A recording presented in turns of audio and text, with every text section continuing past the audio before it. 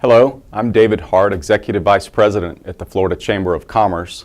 Welcome to another edition of the Florida Chamber's Bottom Line. Our special guest today is Representative Larry Lee from Fort Pierce. Representative Lee, welcome to the show. Glad to be here, David.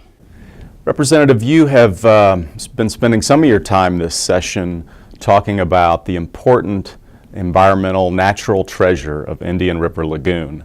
And you live in that area of the state, and I wonder if you could talk a little bit about the importance of the Indian River Lagoon and what do you see happening to fund some of the efforts to improve the water quality and the environment there?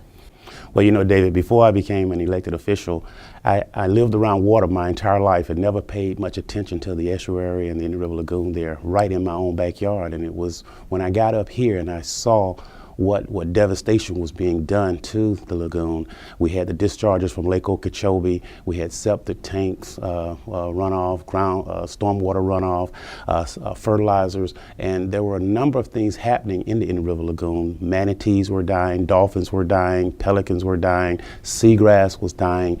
And so I formed a local advisory committee made up of some of the top scientists and researchers from Harbor Branch, FAU, St. Lucie County.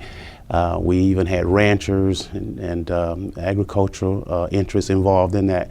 We set up an advisory committee, and they began real quick to get me more educated on that in that area. And we're very happy that we got some things done.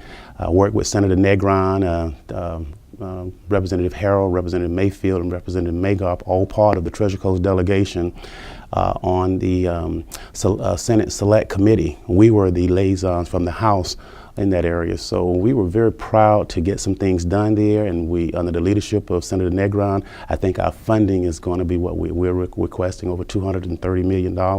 Right now we have a little bit of differences between the House and the Senate in terms of what we expect to get out of the budget, but I think the citizens of St. Lucie County, Martin County, and River County, and of course that lagoon stretches 5 counties. So, but we feel very confident that we're going to see some results from our efforts. Well, thank you for what you're doing there.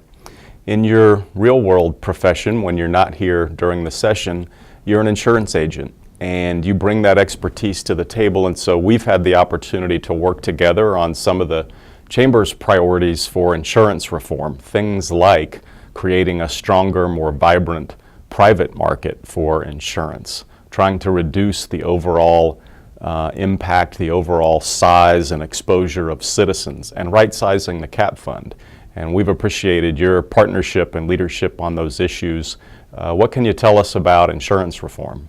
Well, first of all, David, I'd like to thank the Chamber for taking the lead. This is something that the Chamber didn't just start doing and getting involved in, so I want to thank the Chamber for its efforts in helping to bring private sector market back into Florida.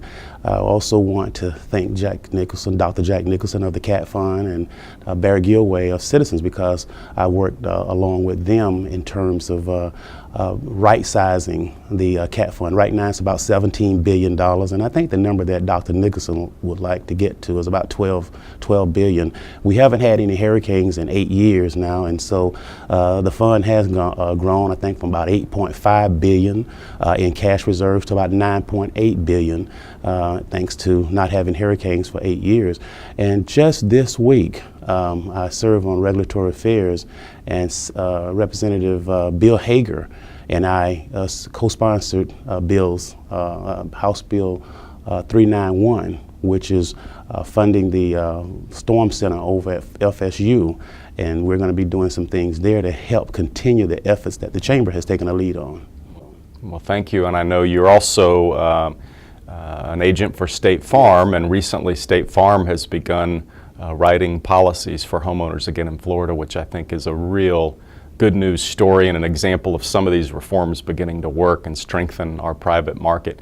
In the 30 seconds or so we have left, you have a Literacy Jumpstart pilot program, which I think is just terrific, and it really underscores the importance of early learning and how that fits into the overall education system. Can you tell us about that quick? Because it's great. Yes, David, and that bill targets 2- and 3-year-olds, and we all know that literacy is the key to all learning. If a child cannot read, then their chances of succeeding in life and graduating from high school decreases dramatically. So that's what this bill does. It's a jump start. We want to give them a jump start in the area of literacy.